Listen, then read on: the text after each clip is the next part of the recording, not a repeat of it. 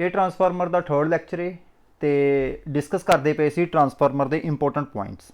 तो इस तो जोड़े लास्ट वाले दो लैक्चर सी उहदे आपां बेसिक ऑफ ट्रांसफार्मर के ट्रांसफार्मर के बेसिक्स नूं पढ़िया सी। उस तो बाद transformer on load, no load, ideal transformer, voltage regulation, बहुत सारे टॉपिक जोड़े आ प्रीवियस जोड़े दो लैक्चर सी उहदे विच कवर किए हैं। तो ये जोड़े लैक्चर ने बहुत ही इंपोर्टेंट लैक्चर ने। सो जिन्हों ने हुण तक पुराने लैक्चर नहीं देखे वो लैक्चर देख लैन। ओके, तो अज स्टार्ट करांगे आपां ट्रांसफार्मर के लॉसिस तुहानूं पता है कि लॉसिस हुंदे की आ कि जो आपां इनपुट दित्ती है, जो आउटपुट आई है, तो जिहड़े उन्हां दोनों दे विच जिहड़ा डिफरेंस होएगा वो होणगे लॉसिस। जे आपां इनपुट सपोज करो 10 kVA दे रहे हैं, आउटपुट सानूं 8 kVA मिलती पई आ, तो जिहड़े 2 kVA या मतलब 2 वाट ने वो की ने 2 किलोवाट की है साडे लॉसिस ने। तो लॉसिस हर चीज़ दे विच हुंदे ने, लॉसिस नूं आपां डिनाई नहीं कर सकते क्योंकि आइडियल ट्रांसफार्मर नूं रियलाइज़ करना बहुत डिफिकल्ट है। आइडियल ट्रांसफार्मर जिहड़ा वा, आइडियल ट्रांसफार्मर किहड़े हुंदे ने जिन्हां दे विच कोई भी रजिस्टेंस नहीं हुंदी, नंबर 1 कोई लीकेज रिएक्टेंस नहीं हुंदी, लीकेज फ्लक्स नहीं हुंदी, उन्होंने आइडियल ट्रांसफार्मर कहते हैं। बट वो जो ट्रांसफार्मर ने सिर्फ थ्योरेटिकली ही पढ़े जा सकते हैं, प्रैक्टिकली उन्होंने ट्रांसफार्मरस नूं रियलाइज़ करना या कंस्ट्रक्ट करना पॉसीबल नहीं है।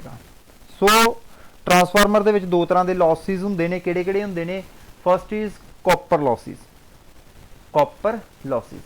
कॉपर लॉसिस किते डिपेंड करते हैं? करंट ते। इन्हों आपां I²R लॉसिस भी आखते हैं। ठीक है, इन्हों असी I²R लॉसिस भी आखते हैं क्योंकि एक करंट पर डिपेंड करते हैं। तो जे आप टोटल कॉपर लॉसिस कढ़ने होण, तो वो किहदे इक्वल आ जाएंगे? किहदे इक्वल आउणगे? वो आउणगे I1 का मतलब प्राइमरी करंट ते प्राइमरी रजिस्टेंस। क्लीयर? I2 मतलब प्राइमरी सैकेंडरी करंट ते R2 की होंदी सैकेंडरी रजिस्टेंस। मतलब प्राइमरी ते सैकेंडरी दोनों के लॉसिस मिला के फिर जो लॉसिस मिलते हैं उन्होंने कहते हैं टोटल लॉसिस। तो टोटल लॉसिस आप PC के नाल डिनोट करते हैं, P पैर दे विच C उहदे नाल इहनूं आपां डिनोट करते हैं। क्लीयर हो गया? कोई इस दिक्कत नहीं। दूसरे लॉसिस किहड़े ने? दूसरे लॉसिस हैगे आ कोर लॉस।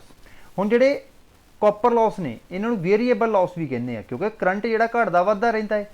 करंट किते डिपेंड करता है? करंट डिपेंड करता है लोड ते। जेकर लोड ज़्यादा है तो करंट भी ज़्यादा है, तो लॉसिस भी कॉपर लॉसिस भी ज़्यादा होणगे। जेकर लोड घट है, करंट घट है, कॉपर लॉसिस भी की घट होणगे। इन्ना समझ लग गया? इन्ना क्लीयर हो गया ना? इस कोई दिक्कत तो नहीं, आसान ही है काम। ओके, नैक्सट जिहड़ा सैकेंड लॉस है वह है कोर, उन्होंने कोर लॉस भी कहते हैं, और आयरन लॉस, क्योंकि कोर कादी बनी हुंदी है? आयरन की बनी हुंदी है। That is why it is called core और आयरन लॉसिस। क्लीयर हो गया? हुण कित्थे लॉस अक्कर हुंदे ने? ये लॉसिस अक्कर हुंदे ने कोर दे विच। ठीक है, ये दो तरह के लॉस हुंदे ने। एक हुंदे हिस्टैरिसीस लॉस, एक हुंदे ने एडी करंट लॉस। किहड़े? Eddy current loss. ये जिहड़े आयरन लॉस या कोर लॉस दो तरह के होणगे, एडी करंट लॉस। ओके, एक ही है के पैर च H, एक ही कॉन्सटेंट है कोई। ठीक है, उस तो बाद हिस्टैरिसीस लॉस फ्रीक्वेंसी ते डिपेंड करनगे ते फ्लक्स डेंसिटी दे उत्ते डिपेंड करनगे। फ्रीक्वेंसी ते फ्लक्स डेंसिटी दे विच डिपेंड करनगे, उत्ते डिपेंड करनगे। ठीक है, इहदा यूनिट हुंदा है वॉट्स पर मीटर क्यूब, क्यों वॉल्यूम मटीरियल की वॉल्यूम हुंदा ना, मटीरियल आप वॉल्यूम च ही लवांगे। नैक्सट आ गया साढ़े को एडी करंट लॉसिस। KE ये कोई कॉन्सटेंट है एडी करंट का। ओके, ए F² BM maximum flux density दी स्क्वेयर ते T थिकनेस। ठीक है, लैमीनेशन की थिकनेस वा उहदी स्क्वेयर। क्लीयर? तो यदा भी यूनिट सेम होएगा वॉट्स पर मीटर क्यूब। ओके, हुण जिहड़े दोनों लॉसिस ने एक किते डिपेंड करते पे ने? जे आपां गल कीती जावे कि जिहड़े बोथ लॉसिस ठीक है, बोथ लॉसिस, ठीक है, बोथ ਕਿਹੜੇ ਕਿਹੜੇ मैं इत्थे लिख ही दिना वा, क्योंकि जे ਉੱਪਰ ਤੁਸੀਂ ਉਹ ਨਾ ਸਮਝ ਲਿਓ ਕਾਪਰ ਤੇ ਕੋਰ ਲॉसिस, ਇਹਦੇ ਵਿੱਚ hysteresis and eddy current losses, eddy current losses depends upon किहदे किहदे ते डिपेंड करनगे, किहदे ते डिपेंड करनगे, एक करनगे फ्रीक्वेंसी ते एफ ते एक करनगे मैक्सिमम फ्लैक्स डेंसिटी ते, मैक्सिमम फ्लक्स डेंसिटी ते, दोनों ते। हुण जिवें कि सानूं पता ही है कि जी ट्रांसफार्मर दे विच जिहड़ी फ्रीक्वेंसी होनी है, ठीक है, फ्रीक्वेंसी फ्रीक्वेंसी की हुंदी है, कांस्टेंट हुंदी है, फ्रीक्वेंसी की हुंदी है, कांस्टेंट हुंदी है। ओके, तो जे फ्रीक्वेंसी कांस्टेंट है तो यदा मतलब की आ कि जिहड़ी फ्रीक्वेंसी भी कांस्टेंट है तो सप्लाई वोल्टेज वो भी कांस्टेंट है, सप्लाई वोल्टेज भी की है कांस्टेंट है ट्रांसफार्मर की।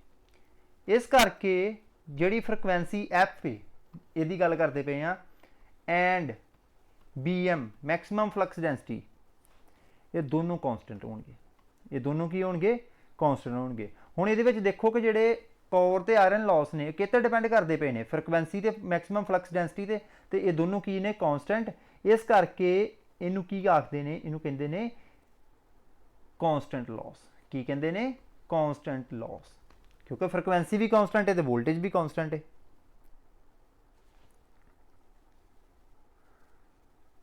ओके, एक ਆਪਾਂ ना कॉपर लॉसिस ਦੇ ਨਾਲ रिलेटेड एक न्यूमेरिकल करके समझना है की ਹੁੰਦਾ है कई बारी कि बड़ा इंपोर्टेंट है, कॉपर लॉस के नाल रिलेटेड है कॉपर लॉस।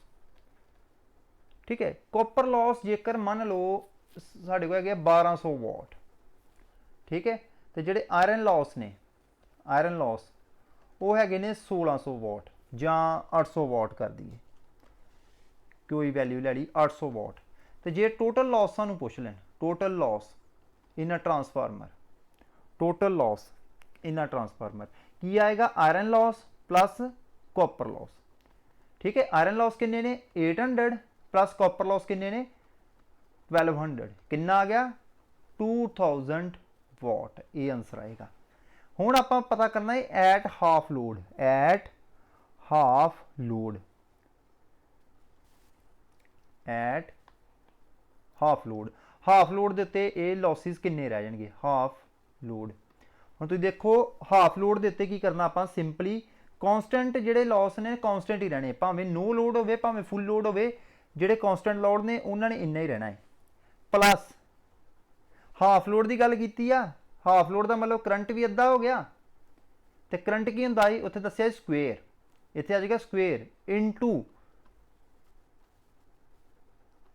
1200। ठीक है, इनटू 1200। हुण की आ जाएगा साढ़े कोल?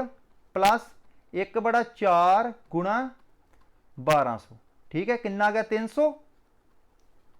300 आ गया ना, तो साढ़े कोल किन्ने लॉसिस आ गए? फिर किन्ने आ जाएंगे इत्थे? टोटल लॉस किन्ने आ गए? 1100 वाट। ठीक है, इतों सानू की पता लगा कि जेकर लोड हाफ कर दिता जाए तो कॉपर लॉस 1/4 हो जाते हैं। कॉपर लॉस किन्ने हो जाते हैं? 1/4 हो जाते हैं। इस चीज़ का ध्यान रखियो। एक और एग्जाम्पल करते हैं, एट फोर्थ लोड। ठीक है, 3/4 लोड, इत्थे भी आप सेम वही चीज़ करनी है। कितना आ जाएगा? कांस्टेंट लॉस सेम रहनगे। ठीक है, 3/4 की स्क्वेयर आ गया इंटू 1200, इंटू 1200 कितना आ जाएगा? Plus 9/1600, 16 into 1200। ठीक है, ये कितना आ जाएगा? 8, 600, 4, 300, 2, 150, एक इत्थे आ गया साढ़े को 75। ठीक है, तो 75 ਨੂੰ ਜਦੋਂ ਆਪਾਂ ਮਲਟੀਪਲਾਈ ਕਰਾਂਗੇ 9 ਦੇ ਨਾਲ ਤੇ ਕਿੰਨਾ ਆ ਜਾਏਗਾ ਸਾਡੇ ਕੋਲ ਲਗਭਗ 600 ਤੇ 750 ਤੇ ਇਹ 600 ਤੇ 55 ਆਏਗਾ ਹੈ ਨਾ। ਦੇਖ ਲਿਓ ਇੱਕ ਵਾਰੀ 655 ਆ ਜਾਣਾ 655 ਨਹੀਂ 750 675 ਆਏਗਾ ठीक है 675 ओके। तो ये लगभग साढ़े को किन्ने आ जाने 1475 वाट जोड़े आ लॉसिस होणगे किहड़े जो 3/4 लोड होया। ओके ये तुहानू कढ़ना आना चाहिए है। क्लीयर। नैक्सट है efficiency of a transformer. Efficiency of a transformer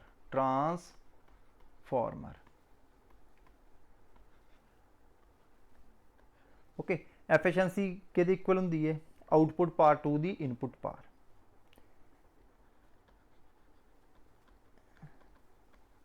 efficiency is equal to output power to the input power clear. Output power to the input power ਜਾਂ ਇਹਨੂੰ ਇਸ ਤਰ੍ਹਾਂ ਵੀ ਲਿਖ ਸਕਦੇ ਹਾਂ output divided by output plus losses. Output plus losses clear. इस कोई प्रॉब्लम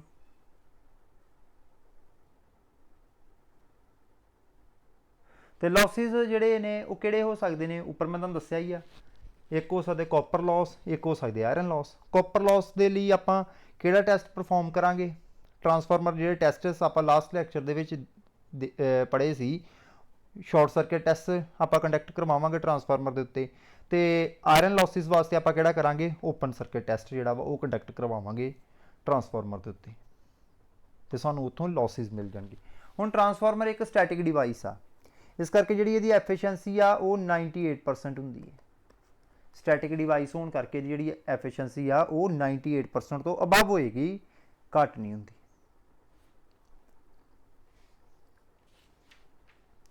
ठीक है हुण तुसीं देखो कि जे सानू फुल लोड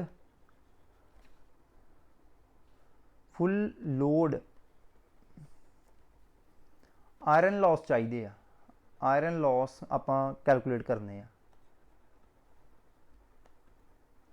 ठीक है उहदे लई आपां किहड़ा टैसट कंडक्ट करांगे ओपन सर्किट टैसट। किहड़ा करांगे ओपन सर्किट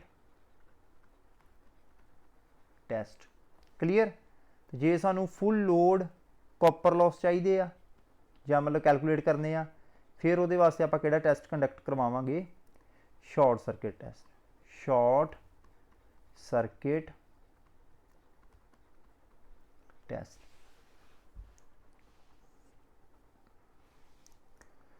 तो इन्हां दा ये फायदा हुंदा है जिहड़े आपां ट्रांसफार्मर टैसट कंडक्ट करवाउने कि आपां ट्रांसफार्मर नूं विदाउट एक्चुअली लोडिंग ठीक है विदाउट एक्चुअल लोड पाया ये जिहड़े आपां मतलब जिहड़ियां कैलकुलेशनस ने जां मतलब जो सानूं वैल्यूज़ चाहीदियां ने वो आपां कैलकुलेट कर लैंदे आ मतलब कि सानूं वैल्यूज़ वो मिल जांदियां ने।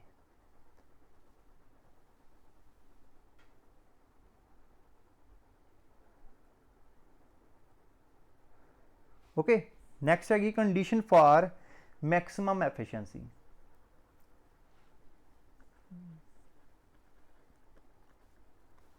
कंडीशंस फॉर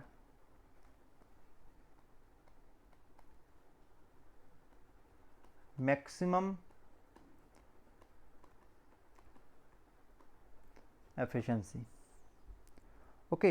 इसकी कंडीशन की होंदी है मैक्सिमम एफिशिएंसी सानू कदों मिलती है जदों आयरन लॉस इक्वल हो जाए कॉपर लॉस के। ठीक है जदों आयरन लॉस इक्वल हो जाए कॉपर लॉस के।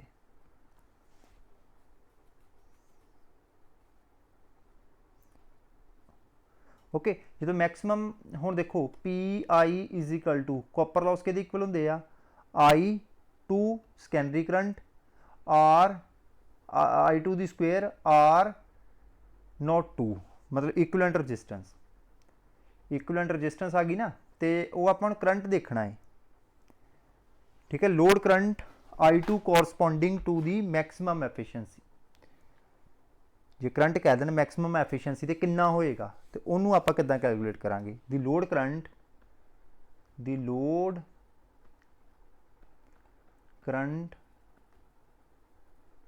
I2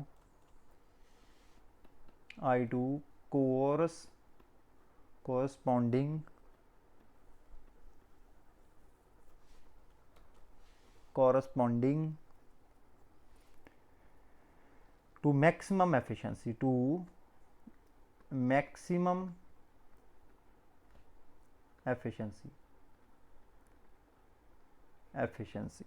okay. ये कितना आ जाएगा, I2 is equal to divided by R not 2। Okay,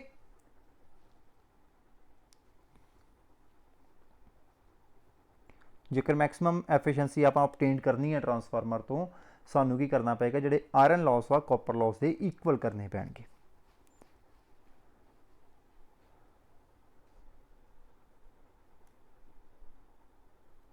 okay, next है आउटपुट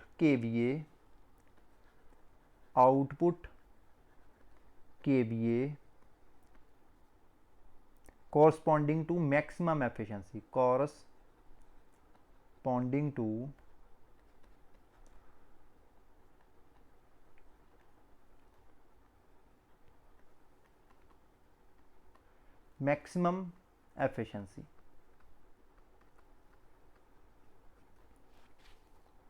ठीक है, हुण PC की आ, PC है वा copper losses at full load KVA, copper losses at full load KVA। Okay, PI की है, व्हाट इज PI है iron losses. Okay, then X, what is X हैगी ऑफ लोड दी फ्रैक्शन। मान लो वो लोड फुल लोड है, half load है, 1/4 है या 3/4 है। ओके, तो उन्होंने आप करांगे रिप्रजेंट X के नाल, fraction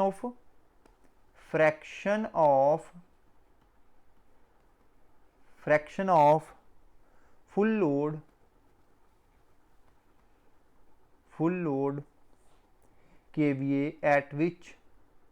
KVA at which efficiency is maximum,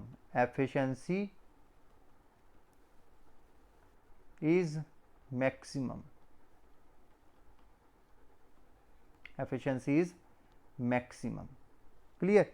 तो फिर ये वैल्यू कि इक्वल आ जाएगी, X की वैल्यू जो आप कढ़नी हो तो कि इक्वल आ जाएगी, X is equal to iron losses divided by copper losses.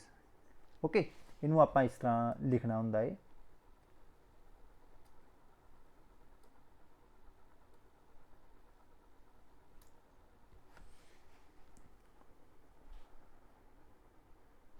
इनू आप इस तरह लिखना होंदा है, X² PC is equal to PI।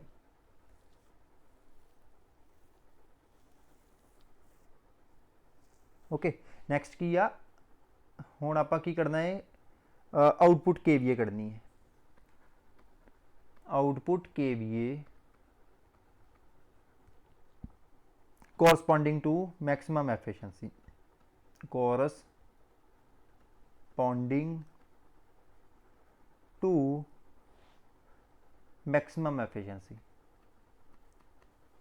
Maximum efficiency.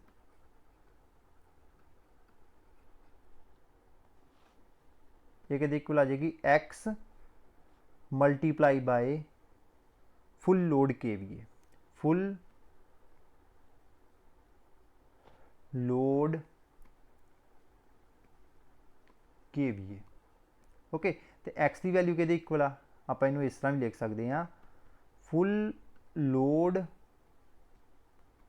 KVA multiply by X की वैल्यू कितनी आ under root PI/PC।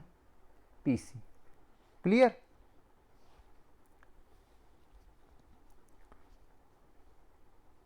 Okay, next है ऑल डे एफिशिएंसी। नेक्स्ट है all day efficiency. All day और ठीक है, इनू एनर्जी एफिशिएंसी बोलते हैं और energy efficiency.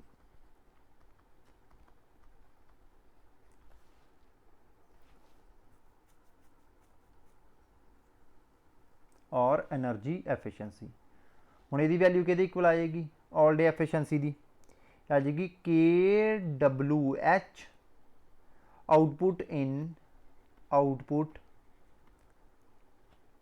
In 24 hours divided by KWH input in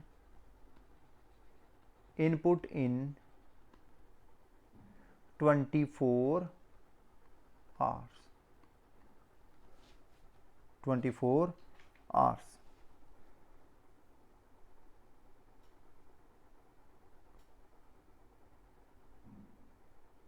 okay, इस कोई प्रॉब्लम तो नहीं। ओके, ये सी ट्रांसफार्मर का जोड़ा बेसिक जोड़े पॉइंट सी वो तुहानूं मैं करवा दिते हैं। ओके, जिन्होंने लास्ट लैक्चर नहीं सुने वो लैक्चर सुन लें। क्लीयर। ओके।